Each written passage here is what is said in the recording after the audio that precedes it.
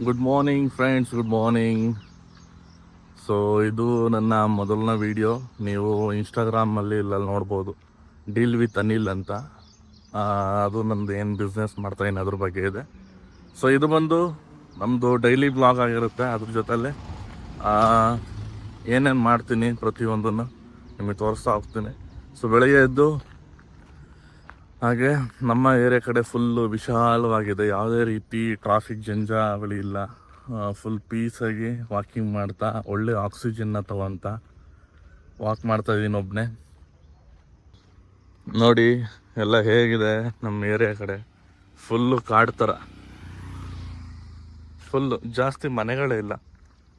ಯಾಕಂದರೆ ನನಗೆ ಪೀಸಾಗಿರಬೇಕು ಅಂತ ನಾನು ಈ ಸೈಡು ಮನೆ ಮಾಡ್ಕೊಂಡಿದ್ದೀನಿ. ನೋಡ್ಬೋದು ಫುಲ್ಲು ಖಾಲಿ ರೋಡ್, ಒಬ್ಬನೇ ಆರಾಮಾಗಿ ವಾಕ್ ಮಾಡ್ತಾ ಇದ್ದೀನಿ. ಗಾಯ್ಸ್, ನಾನು ಹೇಳಿದೆ ನಮ್ಮ ಸೈಡು ಫುಲ್ ಪೀಸಾಗಿದೆ, ಒಳ್ಳೆ ಆಕ್ಸಿಜನ್ ಹಾಗೆ ಅಂತ. ಬಟ್ ಇನ್ನೊಂದು ಮುಖ ನೋಡಿ, ಜನಗಳಿಗೆ ಅರ್ಥನೇ ಆಗಲ್ಲ. ಇಲ್ಲಿ ಸುತ್ತಮುತ್ತ ಇರೋಂಥ ಜನಗಳೇ ಈ ಥರ ಮಾಡೋದು. ಎಷ್ಟು ಕಸ ಇದೆ ನೋಡಿ, ಎಲ್ಲಿಂದ ಶುರುವಾಗಿದೆ. ಹೇಗೆ ಈಗ ಮತ್ತೆ ನೋಡಿ, ಅಲ್ಲೊಬ್ರು ಕಸ ಹಾಕ್ತಿದ್ದಾರೆ, ಅವ್ರು ಕಸ ಹಾಕ್ಬಿಟ್ಟು ಹೋದ್ರು ಅಷ್ಟೇ. ನೀವು ನೋಡ್ತಾ ಇರ್ಬೋದು. ಈ ಥರ ಕಸ ಎಲ್ಲ ಇದ್ದರೆ ಇನ್ನು ಸ್ವಚ್ಛತೆ ಎಲ್ಲಿ ಕಾಪಾಡೋಕ್ಕಾಗುತ್ತೆ. ಪ್ಲಸ್ ನಮ್ಮ BBMP ಅವರು ಒಂಚೂರು ಸೀರಿಯಸ್ ಆಗಿ ತೊಗೊಂಡು ಇದನ್ನೆಲ್ಲ ತೆರವುಗೊಳಿಸ್ಬೇಕು. ಆಮೇಲೆ ಇದು ನಮ್ಮ ಜನಗಳ ಮೈಂಡ್ ಸೆಟ್ ಹೇಗಾಗ್ಬಿಟ್ಟಿದೆ ಅಂದರೆ, ನಮ್ಮನೆ ನಮಗೆ ಚೆನ್ನಾಗಿದ್ರೆ ಸಾಕು ಅಂತ. ನೋಡಿ ಇಲ್ಲಿ ಎಷ್ಟು ಕಸ ಇದೆ, ಎಷ್ಟು ಸ್ಮೆಲ್, ಬ್ಯಾಡ್ ಸ್ಮೆಲ್ ಇದೆ ಅಂದರೆ ಇಲ್ಲಿ ಜನಗಳಿಗೆ ಯಾಕೆ ಅರ್ಥ ಆಗ್ತಿಲ್ಲ ಪ್ರತಿಯೊಂದು ಅನ್ನೋದು ತಿಳ್ಕೋಬೇಕು. ಸೊ BBMP ಅವ್ರು ಕೂಡ ನಮಗೆ ಯಾಕೆ ಬೇಕು ಅಂತ ಅವರು ಸುಮ್ಮನೆ ಕೈ ಕಟ್ಕೊಂಡಿದ್ದಾರೆ. ಇಷ್ಟು ಪೀಸ್ ಆಗಿದೆ ನೋಡಿ ವೆದರು. ಈ ವೆದರ್ ಇದರಲ್ಲಿ ಎಲ್ಲ ಈ ಥರ ಹಾಳು ಮಾಡ್ತಿದ್ದಾರೆ. ಅವರು ಅಷ್ಟೇ ನೋಡಿ, ಗಾಡೀಲಿ ಹೋದ್ರಲ್ಲ, ಅವರು ಇಲ್ಲಿ ತೊಗೊಬಂದು ಹಾಕ್ಬೇಕು ಅಂತ ಇದ್ರು. ನಾನು ವೀಡಿಯೋ ಮಾಡ್ತಾ ಇರೋದು ನೋಡಿ ಹಾಗೆ ಹೋದ್ರು. ಯಾರು ಇದನ್ನು ನೋಡಿ ಎಷ್ಟು ದಿನಗಳಿಂದ ಈ ಥರ ಬಿದ್ದಿದೆ ಅಂತ ಅನಿಸುತ್ತೋ ನನಗೆ ಗೊತ್ತಿಲ್ಲ. ನಾನು ಈ ಸೈಡ್ ಬಂದಿಲ್ಲ. ಸೊ ಈಗ ಹಾಗೆ ವಾಕಿಂಗ್ ಮಾಡ್ಕೊಂಡು ಈ ಸೈಡ್ ಬರೋಣ ಅಂತ ಬಂದರೆ ಎಷ್ಟು ದಿನಗಳಿಂದ ಹಾಕಿದ್ದಾರೆ. ಬಿಯರ್ ಬಾಟಲ್ಲು, ಕಸ.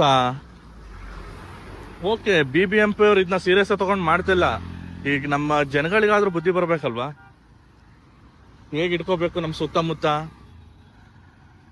ಪ್ರತಿಯೊಂದು. ಅಲ್ಲಿ ಓಕೆ, ಕಸದ ಗಾಡಿಗಳು ಮನೆ ಹತ್ರ ಹೋಗುತ್ತೆ, ಅದಕ್ಕೆ ಹಾಕಿ. ಏನು ಅದರಲ್ಲೇನು ಮಿನಿಮಮ್ ನಿಮಗೆ ತಿಂಗಳಲ್ಲಿ 30-40 ರೂಪಾಯಿ ಇರುತ್ತೆ. ಅದನ್ನ ಕೊಡಿ, ಪರವಾಗಿಲ್ಲ. ಅವರು ಪಿಟ್ ಮಾಡ್ಕೊಂಡು ಹೋಗ್ತಾರೆ ಡೈಲಿ ಬೆಳಗ್ಗೆ.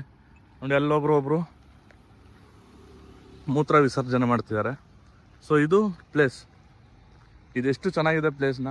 ಈ ಪ್ಲೇಸ್ನ ಈ ಥರ ಕಸ ಹಾಕ್ಬಿಟ್ಟು ಹಾಳು ಮಾಡ್ತಿದ್ದಾರೆ. ದಯವಿಟ್ಟು BBMP ಅವ್ರು ಯಾರಾದರೂ ಈ ವಿಡಿಯೋ ನೋಡ್ತಾ ಇದ್ರೆ ಸ್ವಲ್ಪ ಕ್ರಮ ತಗೊಳ್ಳಿ ಅಂತ ನಾನು ಹೇಳೋದಕ್ಕೆ ಇಷ್ಟಪಡ್ತೀನಿ.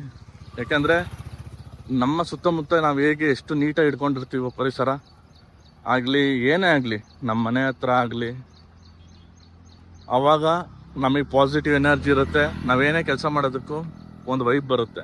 ಸೊ ಈ ಥರ ಎಲ್ಲ ಇದು ಇರಬೇಕಾದ್ರೆ ಏನು ಮಾಡೋದಕ್ಕೂ ಮನಸ್ಸು ಬರಲ್ಲ. ಸೊ ದಯವಿಟ್ಟು ಸೀರಿಯಸ್ ತೊಗೊಂಡು ಕೆಲಸಗಳು ಮಾಡಿ. BBMP ಗೌರ್ಮೆಂಟ್ ಎಲ್ಲರಿಗೂ ಸ್ಯಾಲ್ರಿ ಕೊಡ್ತಾರೆ, ಮತ್ತು ಗೌರ್ಮೆಂಟಿಂದ ಸ್ಯಾಲ್ರಿ ಬರುತ್ತೆ. ಏನಕ್ಕೆ ನೀವು ನೆಗ್ಲೆಕ್ಟ್ ಮಾಡ್ತೀರ ನೀವೊಂದು ಅರ್ಥ ಆಗಲ್ಲ. ಸೊ ಇದನ್ನು ತೋರಿಸ್ಬೇಕನ್ನಿಸ್ತು ನಿಮಗೆ, ತೋರಿಸ್ದೆ. ಬರೀ ನಮ್ಮನೆ ಮಾತ್ರ ಚೆನ್ನಾಗಿರಬೇಕು ಅಂತ ಅಲ್ಲ, ನಮ್ಮ ಸುತ್ತಮುತ್ತಲೂ ಚೆನ್ನಾಗಿರಲಿ ಅಂತ ಬಯಸಿ. ದಯವಿಟ್ಟು ಎಲ್ಲರೂ ಆ ಥರ ಇರಲ್ಲ, ಕೆಲವೊಬ್ಬರು ಈ ಥರ ಇರ್ತೀರ. ದಯವಿಟ್ಟು ಅವ್ರುಗಳಿಗೆ ನಾನು ಹೇಳ್ತಿರೋವಂಥದ್ದು. ಓಕೆ, ಪಾಸಿಟಿವ್ಲಿ ಎದ್ದು ಬಂದೆ ಗಾಯ್ಸ್. ಬಟ್ ನೋಡಿ ತುಂಬ ಬೇಜಾರಾಯಿತು. ಯಾವ ಲೆವೆಲಿಗೆ ಸ್ಮೆಲ್ ಇತ್ತು ಅಂತ ಹೇಳೋದು, ಎಷ್ಟು ದಿನಗಳ ಕಸ ಅಲ್ಲಿ ಹಾಕಿದ್ರು. ನಿಜವಲ್ಲೂ ತುಂಬ ಬೇಜಾರಾಯಿತು. ಯಪ್ಪ, ನಾನು ಏನಕ್ಕೆ ಗೊತ್ತಾ, ಇದು ಕಂಟೆಂಟ್ ಅನ್ನೋದಕ್ಕಿಂತ ಜನಗಳಿಗಿದು ಒಂದು ಅವೇರ್ನೆಸ್ ಇದು. ಓಕೆನಾ, ಅದರಲ್ಲಿ ಏನು ಕಳ್ಕೊಳ್ಳೋದಿಲ್ಲ, 5 ನಿಮಿಷದ ಕೆಲಸ ಅಷ್ಟೇ.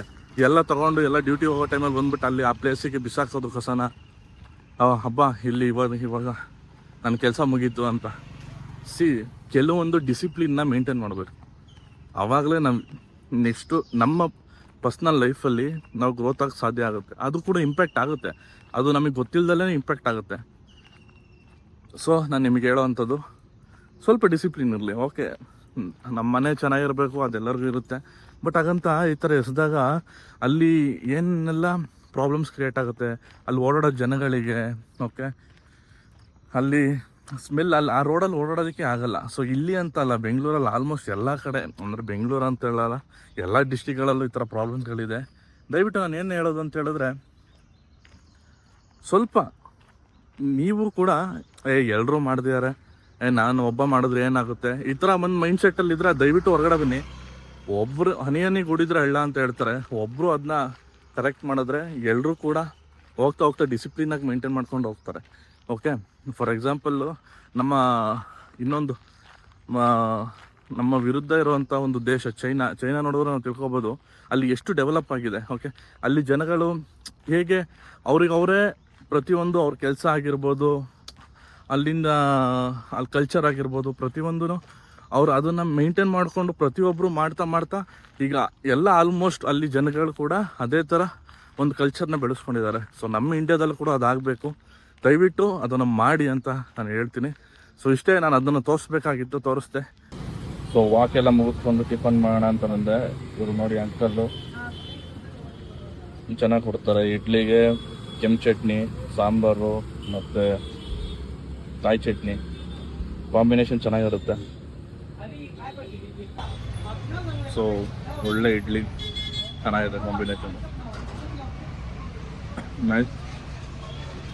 ಅದೇ ಅಂಕಲ್ಲು ಟೇಸ್ಟ್ ಮಾತ್ರ ಸಗದ ಮಾಡ್ತಾರೆ. ಇದು ಬಂದು ಇಲ್ಲಿ ನೀವು ಕೆಂಗೇರಿ ರೋಡಲ್ಲಿ ಇರೋದು ಈ ಹೋಟೆಲ್ಲು. ಯಾವಾಗಾದ್ರು ಒಂದ್ಸತಿ ಬಂದರೆ ವಿಸಿಟ್ ಮಾಡಿ. ಸೊ ಟಿಫನ್ ಮಾಡಿ ನಾನು ಸಿಗ್ತೀನಿ ನಿಮಗೆ. ಒಂದು ತಟ್ಟೆ ಇಡ್ಲಿ ಆಯಿತು, ಅದಾದಮೇಲೆ ಹಾಫ್ ಬಿಸಿಬೇಳೆ ಭಾತ್ ತೊಗೊಂಡಿದ್ದೀನಿ. ನೋಡುವ ಟೇಸ್ಟ್ ಆಗಿದೆ ಅಂತ. ಬಿಸಿಬೇಳೆ ಭಾತ್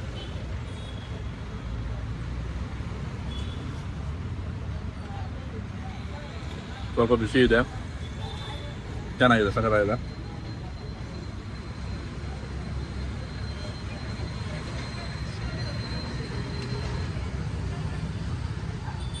ಸೊ ಟಿಫನ್ ಆಯಿತು ತಕ್ಷಣ ಒಂದು ಕಾಲ್ ಬಂತು ಲಾಜಿಸ್ಟಿಕ್ ಕಂಪ್ನಿಯಿಂದ.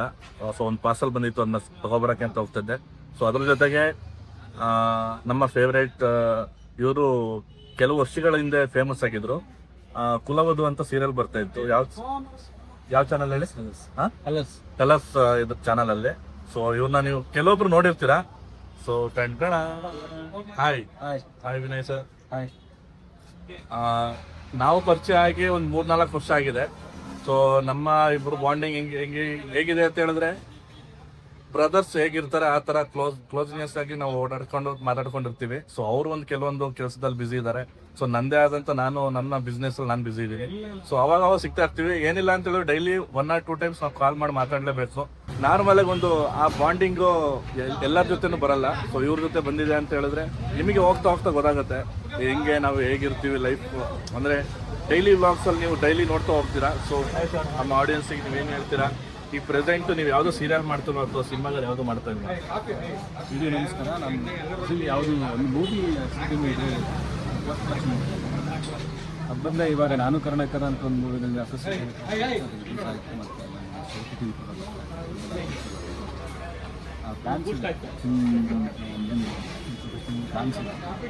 ಜೊತೆಗೆ ಬೇರೆ ಕೆಲಸ ಕೂಡ ಮಾಡ್ತಾ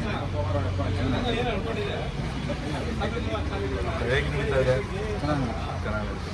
ಸೊ ಇನ್ನೂ ಇವ್ರದ್ದು ಸ್ವಲ್ಪ ಇನ್ನೂ ಫ್ಯೂಚರಲ್ಲಿ ತುಂಬ ಪ್ರಾಜೆಕ್ಟ್ಗಳು ಐಡಿಯಾಸ್ಗಳಿದೆ.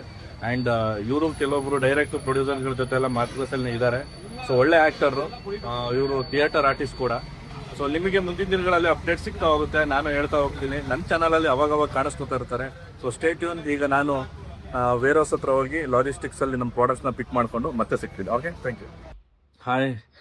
ಇವಾಗ ನಾನು ಮೇಯ್ನು ಒಂದು ಸೀಲ್ನ ತೊಗೊಂಡು ಹೋಗೋದು ಮರ್ತಿದ್ದೆ. ಸೊ ಮತ್ತೆ ಈಗ ವಾಪಸ್ ನಾವು ರೂಮಿಗೆ ಹೋಗಿ ಸೀಲ್ನ ತೊಗೊಂಡ್ಬಂದು ಸ್ವಲ್ಪ ಆರ್ಡರ್ಸ್ಗಳಿತ್ತು ಅಮೆಝಾನ್ದು. ಸೊ ಅದನ್ನು ಪ್ಯಾಕ್ ಮಾಡಿ ಎಲ್ಲ ರೆಡಿ ಮಾಡಿಕೊಂಡು ನೆಕ್ಸ್ಟು ನಾನು, ಯಾಕಂದರೆ ಟೈಮ್ ಆಯಿತು ಆಲ್ರೆಡಿ, ಡೆಲಿವರಿ ಬಾಯ್ ಬರೋಂಥ ಟೈಮ್ ಆಯಿತು. ಸೊ ಮತ್ತೆ ನಾನು ಅಲ್ಲಿ ಹೋಗ್ಬಿಟ್ಟು ಪ್ರಾಡಕ್ಟ್ನ ಪಿಕ್ ಮಾಡ್ಕೊ ಬರೋ ಅಷ್ಟರಲ್ಲಿ ಮತ್ತೆ ಲೇಟ್ ಆಗಿಬಿಡುತ್ತೆ ಅಂತ ಸೊ ಕಂಪ್ಲೀಟಾಗಿ ಇಲ್ಲಿ ಫಸ್ಟು ಬಂದು ಈಗ ಪ್ಯಾಕೇಜ್ ಎಲ್ಲ ಮುಗಿಸ್ಕೊಂಡು ನೆಕ್ಸ್ಟ್ ಹೋಗೋಣ ಅಂತ ಈಗ ನಾನು ವೇರ್ ಹೌಸಿಗೆ ಬಂದ್ಬಿಟ್ಟು ಈಗ ಪ್ಯಾಕೇಜ್ ರೆಡಿ ಮಾಡ್ತಾ ಇದ್ದೀನಿ. ಎಷ್ಟು ಆರ್ಡರ್ಸ್ ಬಂದಿತ್ತು ಅದನ್ನೆಲ್ಲ ಪ್ಯಾಕೇಜ್ ಮಾಡಿ ಡೆಲಿವರಿ ಬಾಯ್ಗೆ ಕೊಟ್ಟು ಮತ್ತೆ ನಾನು ನೆಕ್ಸ್ಟು VRL ಲಾಜಿಸ್ಟಿಕ್ಸ್ಗೆ ಹೋಗ್ಬೇಕು. ಅಲ್ಲಿ ನಮ್ಮದು ಪ್ರಾಡಕ್ಟ್ ಬಂದಿದೆ, ನಿನ್ನೆ ಬಂದಿದೆ. ಸೊ ಅಲ್ಲಿಂದ ಪ್ರಾಡಕ್ಟ್ಸ್ಗಳನ್ನ ತಗೊಂಡು ಈಗ ನಾನು ಮತ್ತೆ ವೇರ್ ಹೌಸಿಗೆ ಬರಬೇಕು.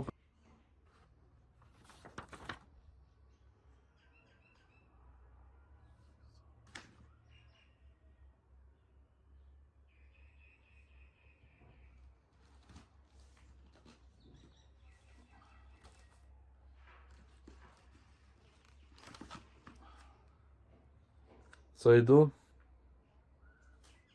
ನಮ್ದು ಅಮೆಝಾನಿಂದ ಆರ್ಡರ್ ಬಂದಾಗ ಈ ಥರ ಪ್ಯಾಕ್ ಮಾಡಿ ಕಳಿಸ್ತೀವಿ. ಸೊ ಅವರಿಗೆ ರೀಚ್ ಆಗುತ್ತೆ. ಸೊ ಪ್ಯಾಕಿಂಗ್ ಮಾಡ್ತಾ ಇದ್ದೀನಿ. ಸೊ ಇದು ಬಂದು stainless steel chopping board, medium size, 31x21 size. ಇಲ್ಲಿ ಪ್ಯಾಕ್ ಮಾಡಿ ಇಟ್ಟಿದ್ದೀನಿ. ಸೊ ಇದು ಬಂದು 35x25 ಸೈಜು, ಅದಕ್ಕಿಂತ ದೊಡ್ಡ ಸೈಜ್ ಇದು. ಓಕೆ, ಸೊ ಡೈಲಿ ಆರ್ಡರ್ಸ್ ಬರುತ್ತೆ. ಸೊ ನಮ್ಮದು ಡೈಲಿ ಲೈಫ್ ಸ್ಟೈಲೇ ಹೇಗೆ, ಆರ್ಡರ್ಸ್ಗಳು ಬಂದಾಗ ಬೆಳಗ್ಗೆ delivery boy, Amazon, Flipkart, Meesho delivery ಬಾಯ್ಸ್ಗಳು ಕಾಲ್ ಮಾಡ್ತಾರೆ, ಸರ್ ಪಿಕಪಿಗೆ ಬರ್ತಾಯಿದೆ. ಅದಕ್ಕಿಂತ ಮುಂಚೆ ನಾವು ಪ್ಯಾಕ್ ಮಾಡಿ ರೆಡಿ ಮಾಡಿ ಇಟ್ಕೊಂಡಿರಬೇಕು. ಸೊ ಯಾಕಂದರೆ ಅವ್ರು ವೆಯ್ಟ್ ಮಾಡಲ್ಲ ಬಂದು. ಸೊ ಇವಾಗ ನಾನು ಅದೇ ನಿಮಗೆ ಹೇಳಿದ್ನಲ್ಲ, ಸೀಲ್ನ ಮರ್ತ್ಬಿಟ್ಟು ಬಂದಿದ್ದೆ. ಅದನ್ನ ತಗೊಂಡು ನಾನು ಕಂಪ್ಲೀಟಾಗಿ ಫಸ್ಟ್ ಈಗೇನು ಆರ್ಡರ್ಸ್ ಬಂದಿದೆಯಲ್ಲ ಅದನ್ನ ಫಸ್ಟ್ ಕೊಟ್ಬಿಟ್ಟೆ ಹೋಗೋಣ. ಯಾಕಂದರೆ ನಾನು VRL ಲಾಜಿಸ್ಟಿಕ್ಸಿಗೆ ಹೋಗಿ ಅಲ್ಲಿ ನಾವು ಬಿಲ್ನ ಪಾಸ್ ಮಾಡಿ ಅವರು ಚೆಕ್ ಮಾಡಿ ಪ್ರಾಡಕ್ಟ್ನ ನಮಗೆ ಹ್ಯಾಂಡ್ ಓವರ್ ಮಾಡಿ ನಾನು ಅಲ್ಲಿಂದ ಇನ್ನೊಂದು ಪೋರ್ಟರಲ್ಲಿ ನಾನು ಹಾಕೊಂಡು ಇಲ್ಲಿ ಬರೋಷ್ಟು ತುಂಬ ಟೈಮ್ ಆಗುತ್ತೆ. ಸೊ ಮತ್ತೆ ಇಲ್ಲಿ ಟೈಮ್ ಆಗಿಬಿಡುತ್ತೆ. ಡೆಲಿವರಿ ಬಾಯ್ ಫೋನಲ್ಲಿ ಫೋನ್ ಮಾಡ್ತಾ ಇರ್ತಾರೆ. ಸೊ ಅದಕ್ಕೆ ಏನಕ್ಕೆ ಬೇಕು ರಿಸ್ಕು? ಈಗ ಇದೆಲ್ಲ ಕಂಪ್ಲೀಟ್ ಮುಗಿಸ್ಕೊಂಡು ಹೋದ್ರೆ ನಮಗೆ ಇನ್ನೇನು ಮತ್ತೆ ಬೇರೆ ಕೆಲಸ ಇರಲ್ಲ. ಪ್ರಾಡಕ್ಟ್ನ ತೊಗೊಬಂದು ಇಲ್ಲಿಗೆ ಹಾಕೋದಿರುತ್ತಷ್ಟೇ.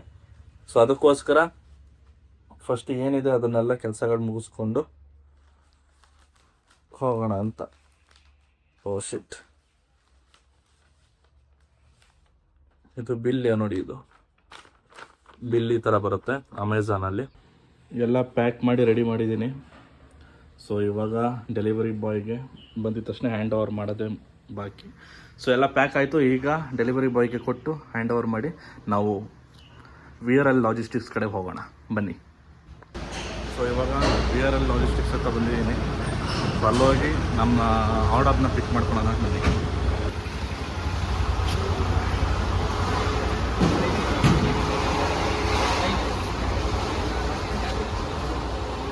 ಹಾಯ್ ಗಾಯ್ಸ್, ಸ್ಯಾಡ್ ಸ್ಟೋರಿ ಏನಂತ ಹೇಳಿದ್ರೆ, ನಂದು 2 ಪಾರ್ಸಲ್ ಬಂದಿದೆ ಅಂತ ಹೇಳಿದ್ರೆ 5 ಕಾರ್ಟೂನು 2 ಪಾರ್ಸಲ್ ಬಂದಿದೆ. ಅದರಲ್ಲಿ ಒಂದು ಪಾರ್ಸಲ್ಲು ನನ್ನ ನೇಮಲ್ಲಿದೆ ಕನ್ಸೈನಿ ಅಂತ.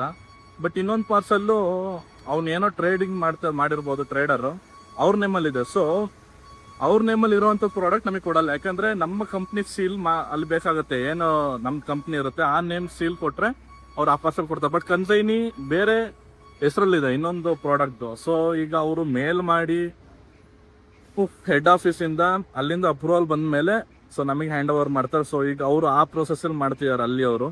ಸೊ ಅವ್ರು ಮೇಲ್ ಮಾಡಿ ಬರೋ ಅಷ್ಟೊತ್ತಿಗೆ ನಾಳೆ ಆಗುತ್ತೆ. ಸೊ ನಾಳೆ ಪಿಕ್ ಮಾಡ್ಕೊಳ್ಳಿ ಅಂತ ಹೇಳ್ತಿದ್ದಾರೆ.